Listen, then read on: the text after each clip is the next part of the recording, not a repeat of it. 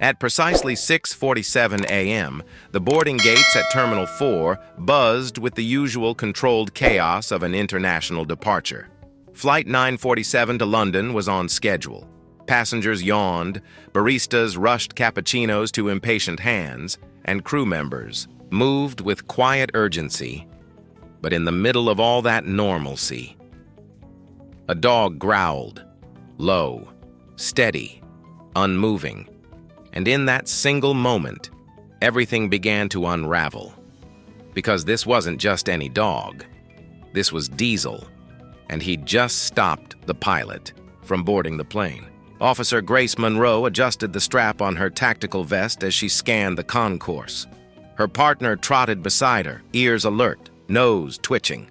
Diesel, a 7-year-old German shepherd, had been through 4 major busts, 2 deployments, overseas, and enough training drills to outmatch most rookies in the department. But he didn't bark. He didn't overreact. When Diesel reacted, it meant something. The two moved in rhythm, calm, calculated, sweeping the boarding area around Gate 14. Routine, nothing unusual, until Grace's earpiece crackled. Final boarding call for flight. 9:47 to London. All crew members, please proceed to Gate 14. That's when he arrived. Captain Douglas Shaw. Tall, uniform crisp. Silver wings shining on his chest. Luggage in tow, smile rehearsed. Grace glanced up as he approached, a pilot like any other, maybe a little too polished. But she'd seen plenty come and go. Then Diesel froze. Hackles raised, low growl. One paw forward, blocking the captain's path. Passengers turned. Some laughed nervously. A kid nearby whispered, "Mom, what's wrong with the dog?" Shaw stopped, confused, his tone light. "Everything all right here, officer?" Grace gently tugged Diesel's leash. "Stand down." But Diesel wouldn't move. His growl deepened, like a warning from the depths of his chest. His body went rigid.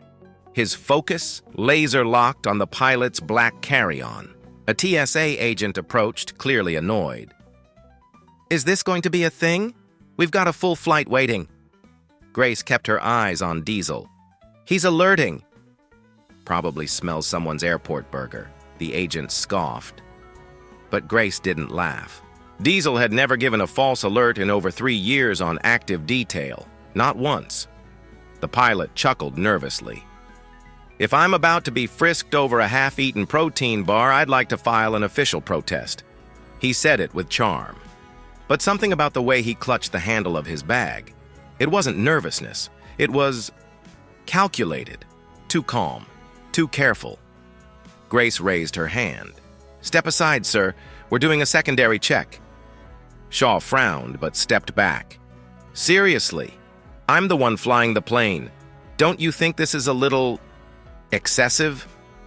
More heads turned. Some passengers began murmuring. "A gate," attendant whispered frantically into a radio. Someone complained about the delay. A businessman checked his watch, shaking his head. Tension tightened like a cord pulled taut. Grace could feel the stares, the pressure, the unwritten rule, don't. Delay the plane, don't question the pilot. Don't trust the dog over the human. But she looked at Diesel, his nose now pressed near the seam of the carry-on, nostrils flaring, muscles coiled. Something was wrong. Diesel began to pace, not aimlessly, but in a small, tight arc around the pilot's bag.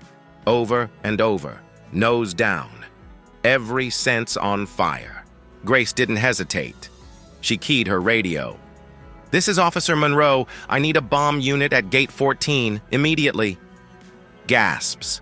The gate went still. The TSA agent stared. "You think that guy's carrying—" "I'm not thinking," Grace replied, voice sharp. "My dog is." Captain Shaw exhaled slowly. No protest this time, just silence. His hands dropped to his sides, his face unreadable. Diesel stopped circling and sat beside the bag, never looking away. The stillness wasn't calm, it was the quiet before something terrible. Within minutes, the hum of airport routine turned to silence. A cold, still tension filled the terminal. Flight 947 was officially grounded. The crew was escorted away. Passengers, confused and increasingly nervous, were herded back from the boarding area. Diesel hadn't moved, still posted beside the pilot's black carry-on like a sentinel. Unblinking, still growling. A bomb squad unit arrived. Full gear, visors down, energy sharp. One of them gave Grace a tight nod. They knew each other. These weren't the kind of reunions she liked. Captain Douglas Shaw stood off to the side now, flanked by 2 TSA officers. His charm had worn off. The color in his face was fading. Still, he hadn't said much. No threats, no outrage, no panic. Just a quiet watching. The head technician pointed to the bag. "We'll scan it on site before any contact. Keep your dog ready. If he makes a sudden move, we evacuate this wing." Grace nodded once, her grip tight on Diesel's harness. "He's not bluffing." The handheld scanner buzzed softly as it passed over the lining of the bag. The technician's eyes narrowed. "That's weird," he muttered. They ran the scan again. Then a third time. The screen flickered, indicating organic compounds. Non-standard. Materials. Dense layers, shielded pockets. "This bag's been modified," the tech confirmed. "And not by any airline." The moment that confirmation landed, Grace's mind flashed back to a case 2 years ago. Her first major collar with Diesel. Same MO shielded compartments, a courier hiding something he didn't even know he was carrying. But this was different. This was the pilot. She stepped toward Shaw, now seated, arms crossed, face unreadable. "Want to tell me what's in the bag, Captain?" she asked, voice steady. Shaw raised his eyes to meet hers. And for the first time, he smiled. Not politely. Not innocently. "You're wasting everyone's time, officer. You think I'd risk everything to carry something illegal? On my own plane?" The words hung in the air like smoke. Thin, toxic. Grace didn't answer. Instead, she crouched beside Diesel, brushing her hand through his fur. "What is it, boy?" she whispered, half to herself. Diesel didn't respond with a bark. He didn't. "Break posture." He was waiting, just like Shaw. 2 predators, eyeing each other across an invisible line. Then the technician called out, "We're opening it. Everyone step back." With robotic arms and a containment shield in place, the bomb squad unzipped the bag. Inch by inch. No explosion. No wires. No trigger. Instead, plastic-wrapped bricks. Not explosives. Something else. "Test results incoming," the technician said. "Looks like..." A pause, a shift in posture. "This isn't a bomb. It's biological." A ripple of confusion passed through the team. Biological? Shaw tilted his head slightly, amused. "Now we're really stretching." The tech unwrapped one of the bricks. Inside? A dense, dark green powder, vials, capsules, sealed syringes. One of the agents gasped. Fentanyl derivative. Extremely potent, military-grade dosage. It wasn't just drugs. It was weaponized, the kind that never should have been anywhere near a commercial aircraft. Grace stood slowly, realization creeping up her spine like ice. This wasn't personal smuggling. This is transport on behalf of someone else. And Shaw still didn't flinch. "If you had any idea who I was working for," he said softly, "you'd be begging me to get back on that plane." That was the moment Grace understood. This wasn't just a bust. It was a breach inside the system. A man trusted to carry hundreds of lives was moving poison across borders. Diesel leaned closer to Grace. His growl finally subsided, but his eyes stayed locked on Shaw. He knew. He always knew. As backup was called and Shaw was officially placed under arrest, one final question lingered in Grace's mind. How many other flights had already taken off? And how many pilots hadn't been stopped? As Shaw was led away, he whispered to her, "You were lucky this time. But the sky's full of ghosts, officer. Grace clenched her fists. She wasn't sure what scared her more, what was in the bag, or what was still up there, flying. The terminal was still technically open, but it felt abandoned. Flight 947 had been cleared of passengers. Crew interviews were underway.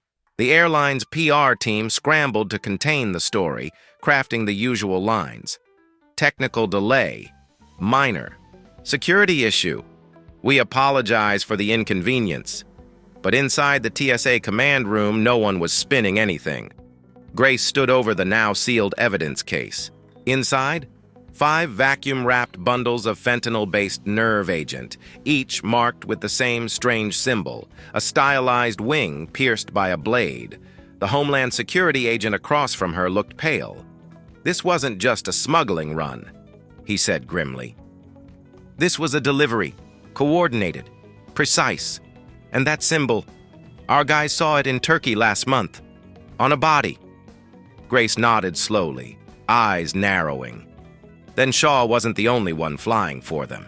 Back in a makeshift interrogation room, Captain Douglas Shaw sat cuffed, his pilot's uniform wrinkled but still buttoned, his face calm. Grace entered alone. Diesel waited just outside the door, ears high, pacing. She didn't sit. "Who are you? Working for?" she asked flatly. Shaw smirked, resting his hands on the table. "It's cute that you think this is over." He leaned in just slightly. "You're chasing a ghost with a badge, Officer Monroe. We don't fly on maps. We don't log flights. We don't land unless we're already buried." Grace didn't blink. "Tell me who gave you the bag." But Shaw only chuckled. "You ever wonder why a senior pilot like me doesn't fly corporate jets? Why I'm doing puddle hopper runs like this one? Because it's not about the flight. It's about who's on the ground." "You caught me." "Sure, but you haven't even looked up." That's when Diesel barked, not in alarm, but in urgency. Grace stepped into the hallway. Diesel was pawing at something tucked behind a ceiling panel, an airline-issued tablet, encrypted, confiscated, cracked open by TSA techs within the hour. Inside it, flight logs, dozens of them, none matching commercial, schedules, locations, rural strips, abandoned military bases, desert fields, cargo, always marked classified or biological, level 4, and pilots. Not just Shaw, 12 names, 12 active captains, flying across 7 airlines. Before Grace could process it all, she got a call. Her supervisor, voice tight, controlled. "Monroe, you're to stand down. Hand over the evidence to DHS and return. Diesel to base." Grace froze. "What?" "We're just getting started. There's a cell operating inside commercial aviation." A pause on the line. Then colder. "This isn't your jurisdiction anymore. You've done enough." Grace looked at Diesel, who had sat at her side, still silent, sensing the tension. The silence told her everything. This ran deeper than anyone wanted to admit. "Someone high up wanted it buried. Copy that," she said, but her voice didn't match her words. That night, Grace returned to her small apartment on the edge of the city. She sat on the floor with Diesel, both of them staring at the same manila. Folder she'd copied from the TSA system before logging out. 12 pilots, 7 carriers, dozens of ghost flights. "They think it's over," she whispered. Diesel nudged the folder with his snout. "But we know better, don't we?" Grace looked out the window toward the night sky, where planes passed by like shooting stars, some of them innocent, some not. And she knew. This wasn't just a case anymore. It was a mission. And she had a partner who never missed a scent. Just as she shut off the lights, her phone buzzed. A blocked number, a robotic voice. "Flight 318, arrives 0600, Terminal 6. Watch the co-pilot. Don't trust the badge." Click. Silence. Diesel stood, eyes sharp, tail still. Grace didn't move for a beat, then slowly reached for her uniform. "We've got another one." And somewhere above, in the cold, dark sky, another ghost was flying. The sky over the airport was still gray, the sun barely cracking the horizon. Inside Terminal 6, the crowds were already moving. Travelers rushed coffee, parents juggled strollers, and somewhere in the chaos, Flight 318 began its final descent on the board. Grace Monroe stood near the entrance to the concourse, civilian jacket over her uniform, eyes scanning the monitors.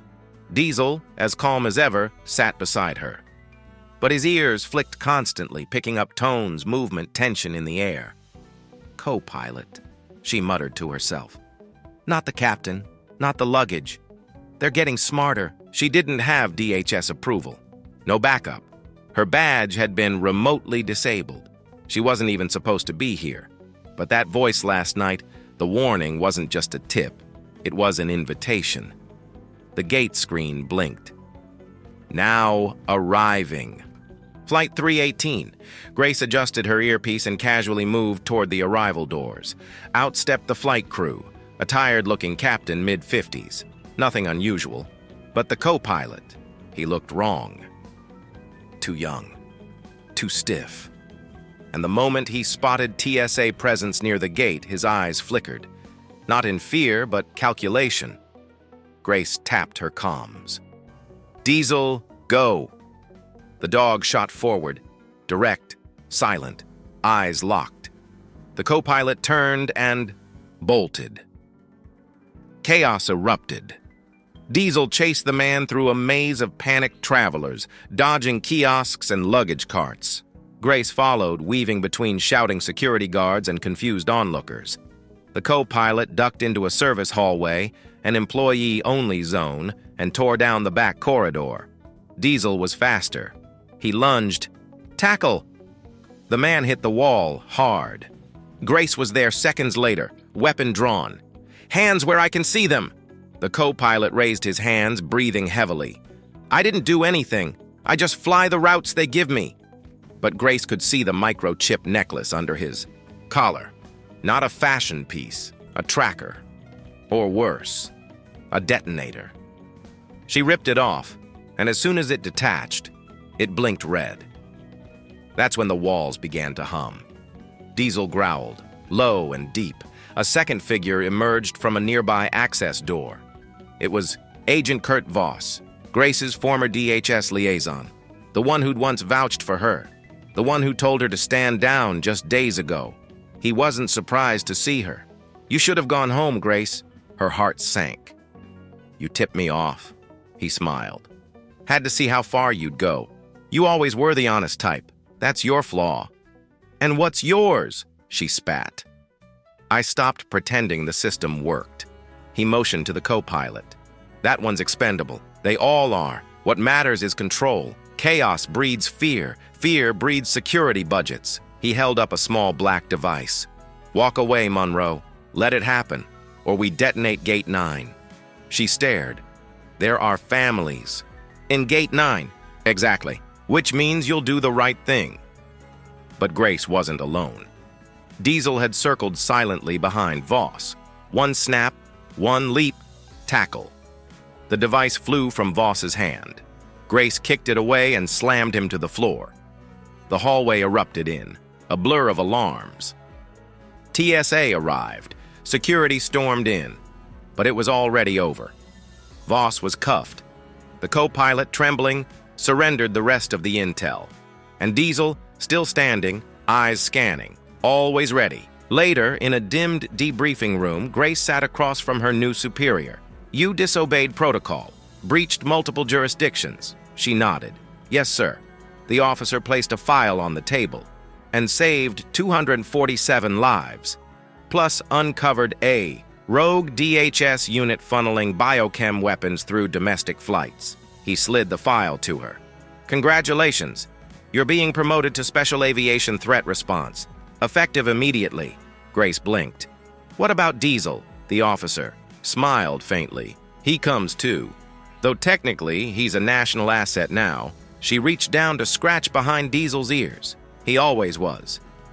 As Grace exited the room, the agent paused. One last thing, Monroe. He handed her a sealed envelope. Inside, a classified passenger list from Flight 947. The flight Shaw was supposed to pilot. At the bottom of the list, one name stood out: Amelia Monroe, her sister, supposedly working abroad. Grace froze.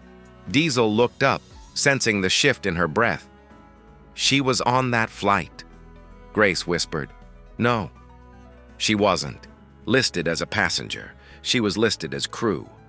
And suddenly, it wasn't just about saving strangers. It was personal. The soft hum of fluorescent lights buzzed over rows of screens displaying airport maps, flight paths, and security feeds. Grace Monroe stood quietly, her eyes fixed on the monitors. Across the room, officers debriefed over phones, coordinating. Arrests stretching from the U.S. to Europe. Captain Douglas Shaw and the woman identified as a sleeper cell operative were now in custody. The network they belonged to, an extremist group with global reach, was being dismantled piece by piece. The bare weight of the danger that had been lurking barely beneath the surface felt surreal. Passengers of Flight 947 were cleared to resume their travels, blissfully unaware of the disaster that had been narrowly averted. The crowd was modest: airport officials, FBI agents, a few press members. Yet the air was thick with respect. Diesel stood tall, alert but calm, beside Grace as an FBI official pinned a medal to his vest, a symbol of bravery and vigilance. Grace knelt beside her partner, brushing a hand over his thick coat. Grace, softly, "You did this, Diesel. You saw what?" The rest of us couldn't. The dog's tail wagged faintly, eyes bright but always scanning. Amid the ceremony, Agent Kurt Voss approached. He extended a hand to Grace, his expression unreadable. "Voss, you trusted your partner when no one else did. That trust saved hundreds of lives." Grace shook his hand firmly, a subtle nod acknowledging the price of loyalty and courage. As the ceremony wrapped, Diesel's ears twitched at a faint sound. His gaze swept over the bustling terminal crowd, always watching, always ready. Because the quiet heroes don't just protect, they anticipate. And sometimes, the greatest danger lies where no one dares to look. In a world full of unseen threats, heroes like Diesel remind us that sometimes it's not just training but trust and instinct that save lives. These four-legged protectors work quietly in the shadows, watching over us all. If Diesel's story moved you, make sure to subscribe for more incredible tales of canine courage and loyalty. Have you ever witnessed a working dog in action? Share your stories in the comments below. We read everyone and love hearing how these amazing animals make a difference. Thank you for watching, and remember, sometimes the greatest heroes walk on four legs.